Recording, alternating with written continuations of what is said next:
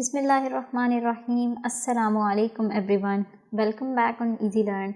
मैं उम्मीद करती हूँ कि आप सब ठीक ठाक होंगे, खैरियत से होंगे। तो चलते हैं आज के लेक्चर की तरफ, और आज के लेक्चर का टॉपिक है the law of conservation of momentum. आज का लेक्चर भी बहुत इम्पॉर्टेंट है। किसी सूरत भी आपने किसी भी पॉइंट को स्किप नहीं करना। इसमें जितने भी मैं पॉइंट्स आपको बताऊंगी वो तमाम के तमाम बहुत इम्पॉर्टेंट होंगे। स्टार्ट करते हैं अपने टॉपिक को, law of conservation of momentum. तो टॉपिक स्टार्ट करने से पहले सबसे पहले मैं एक दफ़ा आपको फिर से रिमाइंड करवा दूं कि what is momentum. Momentum is basically equals to the product of mass and velocity. ये कोई ऑब्जेक्ट है हमारे पास, ठीक है। अगर हमने इस पर कोई फोर्स लगाई तो इसकी वेलोसिटी जो है वो चेंज हो जाएगी। मोमेंटम किसके इक्वल होगा? Momentum is equals to product of mass and velocity. इस ऑब्जेक्ट का mass multiply by velocity of this object with which it is moving, और मोमेंटम को हम डिनोट करते हैं by the help of P, ठीक है। तो चलते हैं टॉपिक की तरफ, the law of conservation of momentum. Topic से एसोसिएटेड कुछ टर्म्स हैं हमारी जिनको पहले पढ़ना बहुत ज़रूरी है। पहले कुछ टर्म्स हैं जो मैं आपको समझा देती हूँ यहाँ पर। The first term is system. System क्या होता है? System is basically a group of bodies with in certain boundaries is called system. ऐसी बॉडीज़ जो एक सर्टन बाउंड्री के अंदर होंगी, जो इंटरेक्ट कर रही होंगी, या जिनको जो हमारे अंडर कॉन्सिडरेशन होंगी, that bodies are called system. मतलब फॉर एग्जांपल अगर हम टू बॉडीज़ की कुलियन डिस्कस कर रहे हैं, जो दोनों बॉडीज़ हैं हमारी, that are basically called system, ठीक है। और सिस्टम बाउंड्रीज क्या होता है? अभी हमने डेफिनेशन में पढ़ा सर्टन बाउंड्रीज। अब ये बाउंड्रीज होती कौन सी हैं? अब बाउंड्रीज का मतलब क्या होता है कि सेपरेट करना किसी चीज़ से। ये बेसिकली तो कोई असल में कोई दीवार नहीं होती, कोई सेपरेशन नहीं होती, बल्कि ये एक बेसिकली एक इमेजिनरी लाइन होती है जो कि हम अपने माइंड में कंसिडर कर लेते हैं, ठीक है। इसकी डेफिनेशन क्या होती है? An imaginary line that separates system from the surrounding is called system boundaries. अब मैंने आपको पहले ही बताया कि जिन ऑब्जेक्ट्स के बारे में हम पढ़ रहे हैं, या जिनकी मोशन के बारे में, या जिस बिहेवियर के बारे में हम पढ़ रहे हैं, वो जो बॉडीज़ आती हैं उनको हम कहते हैं सिस्टम। और इसके अलावा जितनी भी उसके इर्द गिर्द चीज़ें होंगी, that are basically called surroundings. तो सिस्टम बाउंड्रीज वो होती हैं जो सिस्टम को सराउंडिंग से अलग करती हैं, ठीक है। फॉर एग्जाम्पल अगर हम ये कोई बॉडी है हमारी, हमने लेट्स से किसी कुलियन के बारे में पढ़ रहे हैं, यहाँ पर इनकी कुलियन हुई। इन दोनों बॉडीज़ का बेसिकली हम बिहेवियर डिस्कस कर रहे हैं। ये जो दोनों बॉडीज़ हैं, these are basically called system. और इसके इर्द गिर्द जितनी भी एक्स्ट्रा चीज़ें होंगी, that is called its surroundings. सिर्फ सिस्टम वो चीज़ होगी जो हमारे अंडर कॉन्सेंट्रेशन होगी, जिस चीज़ को हम डिस्कस कर रहे होंगे, ठीक है। और सराउंडिंग्स वो तमाम चीज़ें होंगी जो हमारे सिस्टम के बाहर आती हैं। और सिस्टम बाउंड्रीज क्या होती है? कि इमेजिनरी लाइन होती है जो सिस्टम और सराउंडिंग को अलग करती है, सेपरेट करती है। तो ये हो गई सिस्टम और सिस्टम बाउंड्रीज। अब आइसोलेटेड सिस्टम क्या होता है? An isolated system is the group of interacting bodies on which no external force is acting. Isolated system ऐसा सिस्टम होता है जिसके अंदर कोई भी एक्सटर्नल फोर्स एक्ट नहीं करती, ठीक है। आइसोलेट कर देना, अलग कर देना, सेपरेट कर देना। तो ऐसा सिस्टम जब हम डिफरेंट बॉडीज़ को पढ़ रहे होंगे या उनके इंटरेक्शन के बारे में पढ़ रहे होंगे, तो उन पे कोई भी अगर एक्सटर्नल फोर्स एक्ट नहीं कर रही, तो this system is called isolated system. चलते हैं नेक्स्ट, और अब हम देखते हैं कि law of conservation of momentum basically है क्या, ठीक है। ये कुछ एसोसिएटेड टर्म्स थी जो बहुत ज़रूरी थी लॉ को समझने के लिए। अब हमें इन टर्म्स को देख लिया, तो अब हम इस लॉ को देख लेते हैं कि law of conservation of momentum basically होता क्या है। The momentum of an isolated system of two or more than two interacting bodies remain constant. क्या मतलब इस बात का कि the momentum of an isolated, अब सिस्टम कौन सा है? ऐसा सिस्टम जिसके ऊपर बाहर से कोई भी एक्सटर्नल फोर्स एक्ट नहीं करेगी। Two or more than two bodies that are interacting, उनका momentum before collision is equals to momentum after collision. एक आइसोलेटेड सिस्टम के अंदर जो दो बॉडीज इंटरेक्ट कर रही हैं, उनका जो टोटल मोमेंटम होता है वो कांस्टेंट रहेगा, ठीक है, ये है हमारी definition law of conservation of momentum की। मैं एक दफ़ा फिर से रिपीट कर देती हूँ कि आइसोलेटेड सिस्टम के अंदर जो भी हमारी दो या दो से ज़्यादा बॉडीज़ जो आपस में इंटरेक्ट कर रही होंगी उनका मोमेंटम हमेशा कांस्टेंट रहता है। This is called the law of conservation of momentum. So इसको समझाने के लिए मैं आपको यहाँ पर कुछ सिंपल एग्जांपल्स देती हूँ। जैसे कि आप यहाँ पर देख सकते हैं कि हमारे पास रॉकेट है। सो रॉकेट का बेसिकली क्या प्रोसेस है, ये कैसे चलता है। रॉकेट के अंदर फ्यूल होता है, ठीक है, जब उसे बर्न करते हैं तो गैसेस जनरेट होती हैं। सो उन गैसेस की वजह से एक प्रेशर बिल्ड होता है अर्थ के ऊपर, ठीक है, सरफेस के ऊपर, आउटर सरफेस जो होती है इसके ऊपर प्रेशर जनरेट होता है। तो होता क्या है कि एक रिएक्शन की फोर्स जनरेट होती है जिसकी वजह से रॉकेट जो है वो अपवर्ड मूव करता है, ठीक है। सो इसने क्या किया, ये जो गैसेस थी इनका जो प्रेशर था उसको कंजर्व करने के लिए ये जो रॉकेट है ये अपवर्ड मूव कर जाता है। So this is basically conservation of momentum. Momentum को कंजर्व करने के लिए रॉकेट अपवर्ड मूव कर जाता है। इसी तरीके से हमने एक और एग्जांपल भी डिस्कस की थी पहले भी, कि जैसे कि ये एक बैलून है हमारे पास। तो होता इसमें क्या है कि जब हमने इसमें हवा भर के इसके माउथ को ओपन कर देते हैं तो हवा तेज़ी से बाहर निकलती है। Air is pushed out the back of the balloon. जब एयर बाहर आती है तो इसकी वजह से एक रिएक्शन फोर्स जनरेट होती है, और रिएक्शन फोर्स क्या करती है, बैलून को फॉरवर्ड पुश कर देती है, ऑपोजिट डायरेक्शन में पुश कर देती है। तो बेसिकली ये होता क्यों है, this is basically due to the conservation of momentum. Momentum को कंजर्व करने के लिए बेसिकली ये जो बैलून है ये फॉरवर्ड साइड पे पुश हो जाता है, ठीक है। बेसिकली मकसद क्या है इस लॉ का, ये हमें लॉ ये बता रहा है कि अगर दो बॉडीज़ हैं हमारे पास और उनका इंटरेक्शन हो रहा है, ठीक है, लेट्स से कि आप इंटरेक्शन को एज अ कोलिजन ले लें कि अगर उनकी कोलिजन हो रही है तो उनका momentum before collision is equal to the momentum after collision. So यहाँ पर मैं आपको समझाने के लिए एक एग्जाम्पल दिखाती हूँ। सो जैसे कि आप यहाँ से देख सकते हैं, यहाँ पर हमारे पास एक बॉल थी, हम इसे स्पेसिफिक हाइट पर लेके गए, इसका स्पेसिफिक मास था। तो जब हमने उसको स्पेसिफिक हाइट पे ले जाकर उसको छोड़ा तो उसमें वेलोसिटी प्रोड्यूस हुई, ठीक है, तो उसका कोई ना कोई मोमेंटम जनरेट हो गया। अब होगा क्या कि जब ये बॉल जाकर टकराती है इस बॉल के साथ नेक्स्ट, तो ये मोमेंटम को पास ऑन कर देती है। सो लास्ट वाली जो बॉल है ये उसी मोमेंटम के साथ आगे मूव कर जाती है। सो इसका मतलब जितना मोमेंटम उसे फर्स्ट से मिल रहा है उतना ही मोमेंटम वो आगे को पास कर रहा है, ठीक है। So this is basically conservation of momentum, ठीक है। जैसे कि आप देख रहे हैं कि अब जो मोशन फर्स्ट से इसको मिल रही है वही मोशन लास्ट पर रह रही है। सो जो भी मोमेंटम है फर्स्ट बॉल का that is equals to the momentum of last ball, ठीक है। सो ओवरऑल जो मोमेंटम है वो हमेशा कांस्टेंट रहता है। ऑलराइट, सो अब हम नेक्स्ट चलते हैं और देखते हैं कि अब इसमें हम क्या करेंगे। बेसिकली अब यहाँ पर हम मैथमेटिकल डेरिवेशंस करेंगे, और वो क्या होंगी कि सबसे पहले आपने लेट करना है कि हमारे पास दो बॉडीज़ थी, ठीक है, दो बॉल्स, आप समझ लें दो बॉल्स हैं हमारे पास। जो फर्स्ट बॉल है उसका मास है m1 और जो सेकंड बॉल है उसका मास है m2, और जो फर्स्ट बॉल की वेलोसिटी है दैट इज u1 और जो सेकंड बॉल की वेलोसिटी है दैट इज u2, ठीक है। तो अब करना हमने यहाँ पर क्या है कि इसका मोमेंटम कैलकुलेट करना है। हमने यहाँ पर इनकी कोलिजन करवानी है, बट हम पहले यहाँ पे क्या करेंगे, इसका मोमेंटम फाइंड आउट कर लेते हैं बिफोर कोलिजन इसका क्या मोमेंटम है। So initial momentum is equals to initial momentum of mass m1। हम इस फर्स्ट बॉल की बात करें, फर्स्ट मास की बात करें, so momentum is equals to the product of mass and velocity. So initial momentum क्या आ गया हमारे पास, m1 u1। इसी तरीके से जो मास 2 है उसका भी हम जो है वो इनिशियल मोमेंटम निकाल लेते हैं। सो उसका मोमेंटम क्या आ जाएगा हमारे पास, m2 u2, ठीक है। दोनों के इनिशियल मोमेंटम निकल आए। सो टोटल इनिशियल मोमेंटम क्या बना, इन दोनों का combined total initial momentum is equals to initial momentum of mass m1 and initial momentum of mass m2। So m1 v1 plus m2 u2, ठीक है। तो अब हमने नेक्स्ट क्या किया, इन दोनों बॉल्स की हमने कोलिजन करवा दी। जब हम इसकी स्पीड को बढ़ा देंगे तो ये तेजी से जाकर m2 के साथ टकराएगा m1, ठीक है। सो ये इनकी कोलिजन होगी। तो कोलिजन के बाद क्या होगा कि जो m1 है उसकी वेलोसिटी हो जाएगी v1 और जो m2 था सेकेंड मास था हमारा उसकी वेलोसिटी हो गई v2, ठीक है।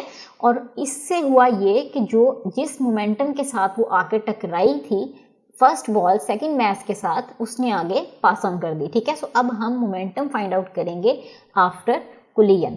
सो इसी तरीके से जैसे हमने पहले इनिशियल मोमेंटम निकाला है मास m1 का, इसी तरीके से हम निकालेंगे हम final momentum of mass m1. So that is equals to product of mass and velocity m1 v1. Final momentum of mass m2 is equals to m2 v2. और फिर टोटल फाइनल मोमेंटम हमारे पास क्या बनेगा, m1 v1 plus m2 v2. अब ये जो momentum है ये आफ्टर कुलियन का टोटल मोमेंटम है, और ये जो मोमेंटम था ये बिफोर कुलियन का टोटल मोमेंटम था. और law of conservation of momentum हमें बेसिकली क्या बताता है कि total momentum is basically conserved. Conserved का क्या मतलब है, बेसिकली कांस्टेंट होना, चेंज नहीं करना, कांस्टेंट रहना. सो according to the law of conservation of momentum, total initial momentum of the system before collision is equals to total final momentum of the system after collision. क्या कहता है ये law हमें कि जो इनिशियल मोमेंटम था इन बॉल्स का before collision that should be equal to the momentum after collision of these balls. ठीक है, सो हम इनको इक्विलेट कर देते हैं, इनकी वैल्यूज हमें पता है. m1 u1 plus m2 u2 is equals to m1 v1 plus m2 v2. ठीक है, सो ये निकल आई जी हमारे पास मेन डेरिवेशन, और ये है हमारा law of conservation of momentum. तो अब हम नेक्स्ट मूव करते हैं और इसको एग्जांपल के साथ डिस्कस करते हैं. So consider a system of gun and a bullet before firing the gun. होता क्या है कि फायर करने से पहले both the gun and the bullet are rest. जब हम फायर नहीं करते तो गन और बुलेट दोनों रेस्ट पे होते हैं. So the total momentum of the system is zero. जब दोनों बॉडीज रेस्ट पे हैं तो उनका मोमेंटम क्या हो गया, zero. But as the gun is fired, जैसे ही हम गन को फायर करते हैं, bullet shoots out of the gun and acquires momentum. Bullet जो होती है वो तेजी से गन से बाहर को मूव करती है और वो मोमेंटम गेन करती है, क्योंकि उसकी वेलोसिटी उसके अंदर जनरेट हो गई, तो इसका मतलब उसके अंदर मोमेंटम प्रोड्यूस हो गया. तो to conserve momentum of the system the gun requires.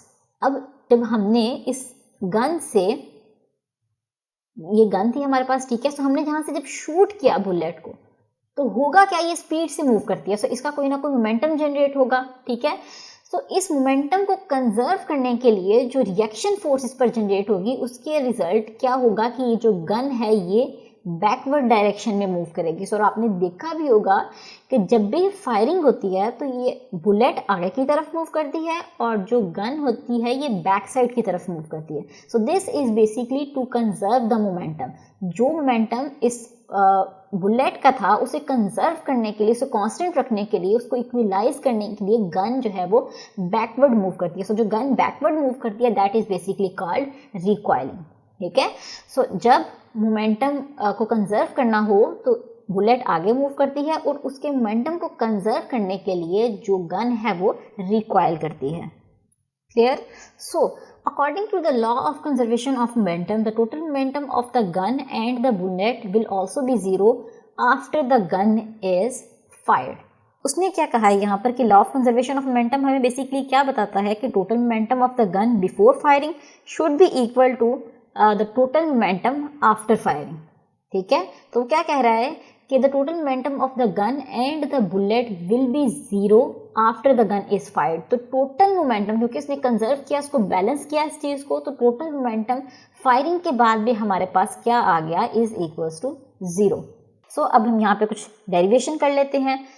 Late m be the mass of a bullet. जो बुलेट का मास था उसे हमने m से डिनोट किया है. v is the velocity of the firing gun, m be the mass of the gun and v is the velocity with which it recoils backward move करती है. ठीक है, so the total momentum of the gun and the bullet before the gun is fired. जैसे कि हमने ऊपर भी discuss किया, जब दोनों फायर करने से पहले बुलेट और गन दोनों क्या थे, रेस्ट पोजीशन पे थे, तो इसका मतलब उसका मोमेंटम क्या हो गया, जीरो, क्योंकि उनकी कोई भी वेलोसिटी नहीं थी. So total momentum is equals to zero.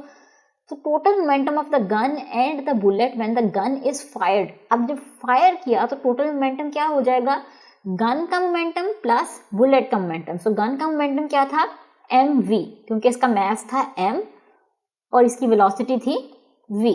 ठीक है, और यहाँ पर जो बुलेट थी उसका मास था m और उसकी वेलोसिटी थी v, ठीक है।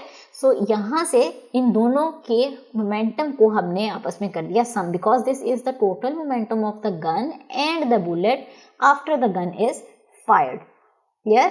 तो यहाँ से हमें क्या पता चला, हमें पता है कि law of conservation of momentum क्या होता है कि total momentum of the gun and the bullet before the gun is fired is equal to total momentum of the gun after the bullet is fired. So total momentum of the gun before firing क्या था, 0, और total momentum after firing था mv plus mv। So हमने यहाँ से करना क्या है कि v, कैपिटल V की वैल्यू को फाइंड आउट करना है। सो उसके लिए हम क्या करेंगे कि यहाँ पर माइनस mv है, सो इसे दूसरी साइड पे शिफ्ट कर देंगे। So this is equals to minus mv is equals to mv। So यहाँ से v की वैल्यू निकालने के लिए यहाँ पर जो m मल्टीप्लाई हो रहा है दूसरी साइड पे शिफ्ट कर देते हैं। So this is mv divided by capital M is equals to v, ठीक है। So this is the velocity of the gun. ये हमें क्या बता रहा है, वेलोसिटी ऑफ गन। क्लियर? और यहाँ पर जो नेगेटिव साइन है, नेगेटिव साइन यहाँ पर क्या शो कर रहा है, negative sign is basically showing that the velocity of gun is opposite to the velocity of the bullet. जैसे कि मैंने आपको पीछे भी ड्रॉ करके बताया कि अगर ये हमारे पास गन थी, तो जब हमने बुलेट को यहाँ से फायर किया तो बुलेट तो आगे की तरफ मूव करती है, बट जो गन होती है वो बैक साइड की तरफ मूव करती है, ठीक है। सो जो नेगेटिव साइन है बेसिकली हमें ये बता रहा है कि गन जो है वो बैक साइड की तरफ मूव की है। Since the mass of the gun is much larger than the bullet, क्योंकि गन का मास काफ़ी ज़्यादा है as compare to bullet. Bullet और इसके मास को देखा जाए तो capital M is much greater than smaller m। So हमें पता है कि मोमेंटम किसके इक्वल होता है, product of mass and velocity, ठीक है। So that is why the recoil is much smaller then the velocity of the bullet. अब ये इसका मास तो कम था बट इसकी वेलोसिटी बहुत ज़्यादा थी, ठीक है, लेकिन इसकी वेलोसिटी कम थी लेकिन मास काफ़ी ज़्यादा था। So momentum is basically equals to the product of mass and velocity, इनके प्रोडक्ट से बनता है। सो इससे हमें क्या पता चला कि इसकी वेलोसिटी तो ज़्यादा थी। जब हमने इनका प्रोडक्ट किया और इसका प्रोडक्ट किया तो हमारे पास जो recoiling I that is much smaller then the velocity of the bullet, ठीक है। सो जो कमी थी वो किससे बैलेंस हो गई, वो बेसिकली मास के साथ बैलेंस हो गई, ठीक है। तो अब इससे रिलेटेड ही हम एक एग्जांपल भी डिस्कस कर लेते हैं। सो यहाँ पे क्या है, a bullet of mass this is fired from the gun with a missile velocity 100 metre per second. Find the recoil of the, अब गन की जो रिकॉइलिंग है हमें वो फाइंड आउट करनी है। तो यहाँ पर जो भी हमें डाटा गिवन है वो यहाँ पर मेंशन कर लेते हैं। अ बुलेट ऑफ मास, अब बुलेट के मास को हमने स्मॉलर m से रिप्रेजेंट किया, so that is equals to 20 gram. सो इसे हमने किलोग्राम्स में कन्वर्ट कर लेना है। सो किलोग्राम्स में जब हम इसे कन्वर्ट करेंगे तो इसे डिवाइडेड बाय 1000 कर देंगे। So this is equals to 0.02 kilograms. Clear?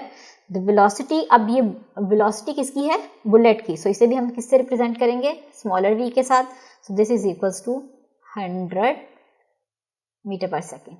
और find the recoil of the gun, recoil को हमने किससे रिप्रेजेंट किया हुआ है, कैपिटल V के साथ। और मास ऑफ गन इसे हमने रिप्रेजेंट किया था कैपिटल M के साथ, अभी हमने पीछे भी डिस्कस किया। So this is equals to 5 kg। Clear? तो यहाँ पर हमने अभी लास्ट पे डिस्कस किया कि हमारे पास क्या फॉर्मूला है according to the law of conservation of momentum. क्या पढ़ा हमने, mv plus mv is equals to 0। Momentum before the gun is fired is equals to momentum after the gun is bullet is fired, ठीक है। So putting the values, यहाँ पर हम values put करेंगे ताकि हम यहाँ से v की वैल्यू का निकाल सकें। और v का फॉर्मूला जो है हम ऑलरेडी पीछे निकाल चुके हैं। v का क्या फॉर्मूला था हमारे पास, minus m divided by capital M into smaller v, ठीक है। सो यहाँ पर वैल्यूज पुट कर देते हैं। So this is equals to minus into 0.02 multiply by 100 divided by 5। तो जब हमने इसे सॉल्व किया तो हमारे पास वेलोसिटी की एक फाइनल वैल्यू आ जाएगी and that is equals to minus 0.4 metre per second. अब यहाँ पर ये जो नेगेटिव साइन है ये क्या शो कर रहा है, recoil of the gun. So आपने एंड पे मेंशन कर देना कि negative sign shows that the gun is required. So ये था जी हमारा आज का लेक्चर एंड आई होप कि आपको आज के लेक्चर में कोई भी कंफ्यूजन नहीं होगी, but still if you have any type of question, any type of query, you can easily ask in the comment section. तो इंशाल्लाह हम आपसे मिलेंगे अपने अगले लेक्चर में एक नए टॉपिक के साथ। तब तक के लिए अपना बहुत सारा ख्याल रखिएगा, दुआओं में याद रखिएगा।